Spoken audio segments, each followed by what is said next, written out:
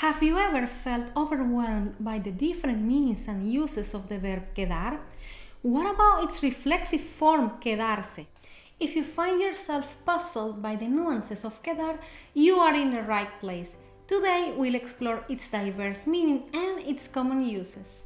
Of course, as usual, I created a short story to see quedar in action and homework to help you apply what you've learned. Hello everyone and welcome back to Fluency Rocks.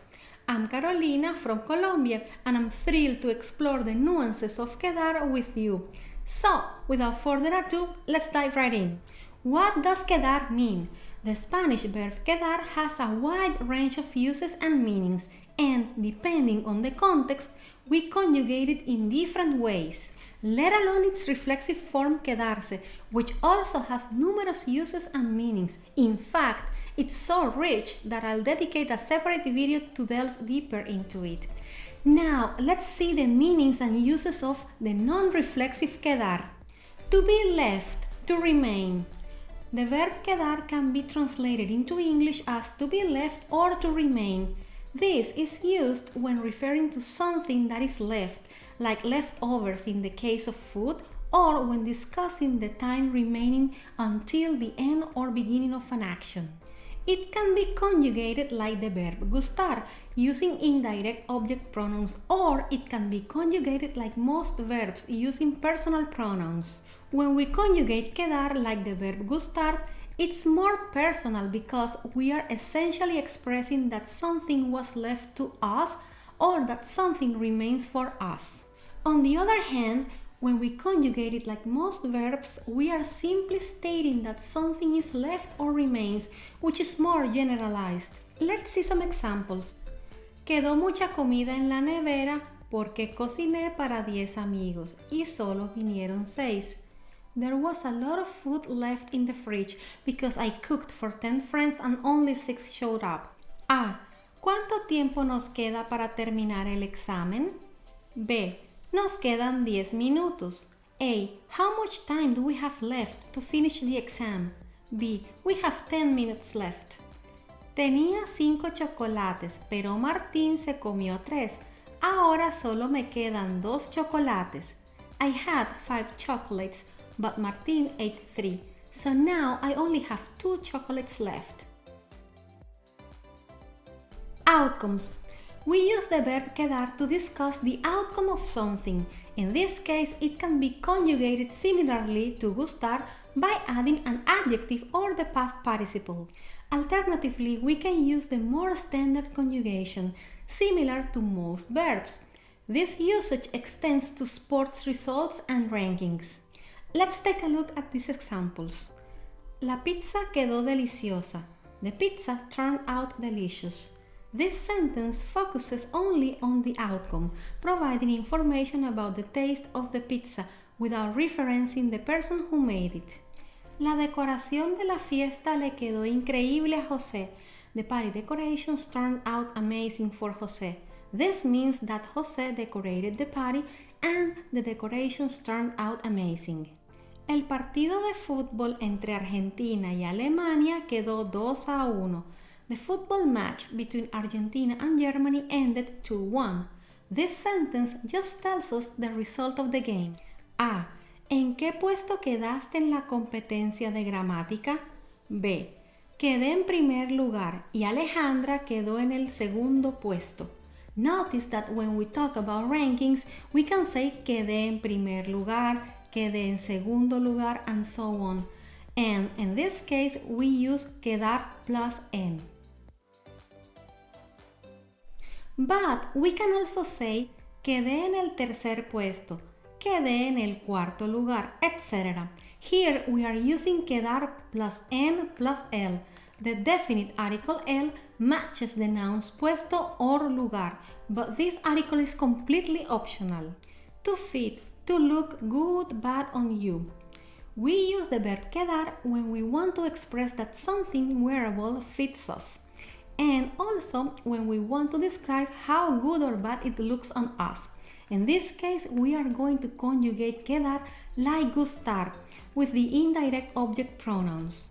For example, Estos zapatos no me quedan. Necesito unos más grandes. These shoes don't fit me. I need bigger ones. El vestido verde no te queda bien. Te queda mejor el rojo. The green dress doesn't look good on you. The red one looks better on you. Este sombrero le queda grande a José.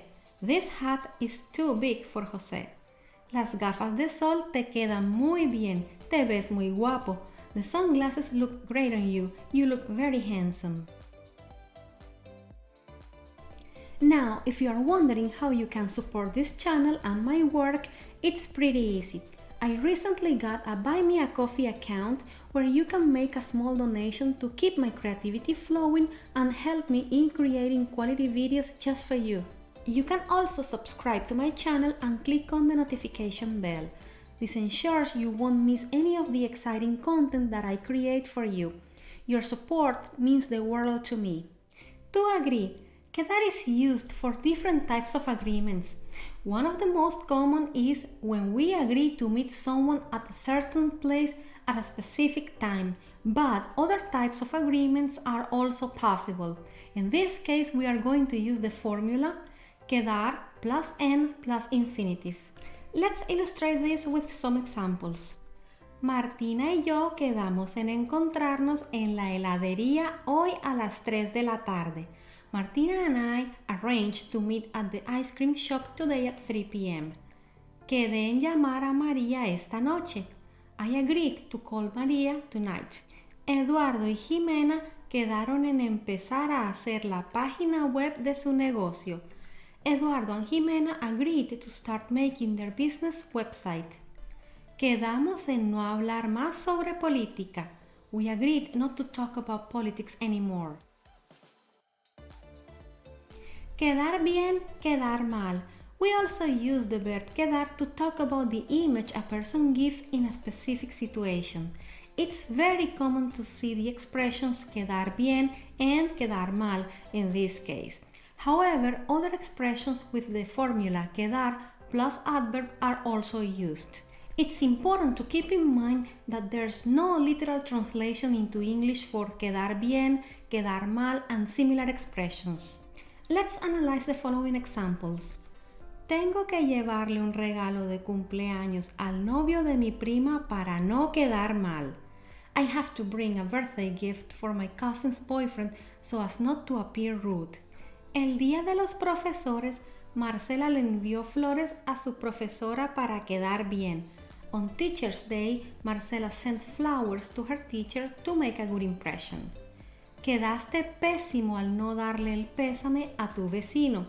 You came off very badly by not offering your condolences to your neighbor. We can also use the formula quedar plus como to express the impression a person's action had on others. Usually this formula is followed by an adjective or by the indefinite article un, una, unos, unas, and an adjective. For example, Javier quedó como un ignorante al decir que la capital de China es Tokio. Javier came across as ignorant when he said that the capital of China is Tokyo.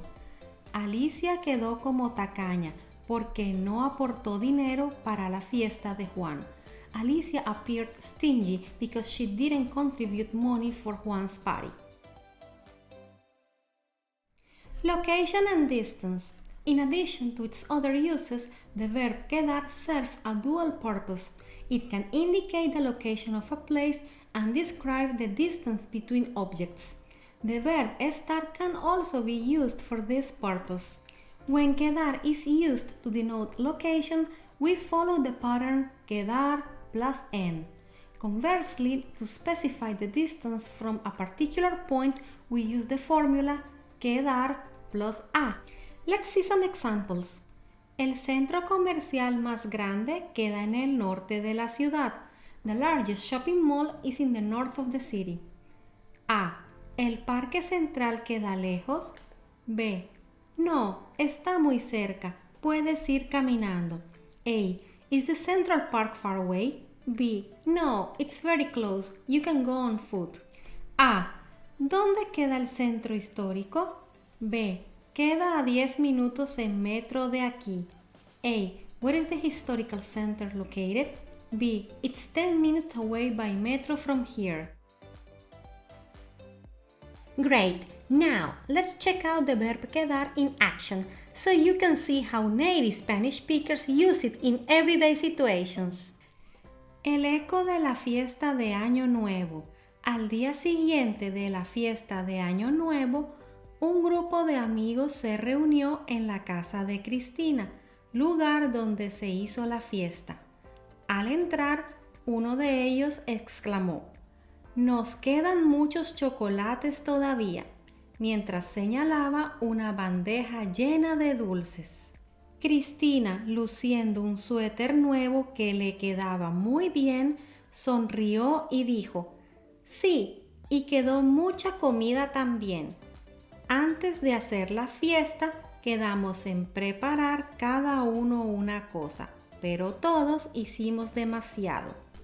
Los amigos rieron y en ese momento Julieta comenta: «La decoración de la fiesta te quedó espectacular, Cristina, y la ensalada de papa le quedó deliciosa a Gerardo».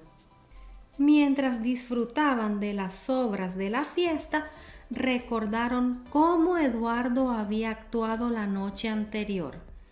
Eduardo quedó como maleducado porque no colaboró con nada y además trajo a un amigo que no había sido invitado a la fiesta. Comenta Manuel. Todos asintieron recordando el incidente. Luego Gerardo, mirando sus pies, dijo: «Me duelen mucho los pies. Creo que bailé demasiado y además ayer me puse los zapatos de mi hermano que me quedan apretados».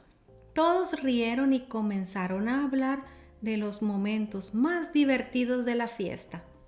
Después de un rato, Julieta sugirió: «Deberíamos comprar algunos refrescos en el mini market que queda aquí enfrente, pero si queremos más variedad, podemos ir al supermercado que queda a 10 minutos a pie». A pesar del cansancio, todos estuvieron de acuerdo. Después de todo, les quedaba mucho tiempo para descansar y recuperarse, y aunque la fiesta había terminado, la amistad y los buenos momentos compartidos quedaron en primer lugar. Here you have it, a story to demonstrate how we use the word quedar in everyday situations in Spanish. And for your homework, I'd love you to write a sentence in the comments using this word however you like. I'll be happy to help and correct each one of your sentences. Remember to give a thumbs up, share, subscribe, and ring the notification bell. Also, drop your ideas for upcoming videos in the comments down below. That helps me understand what content you'd like to see next.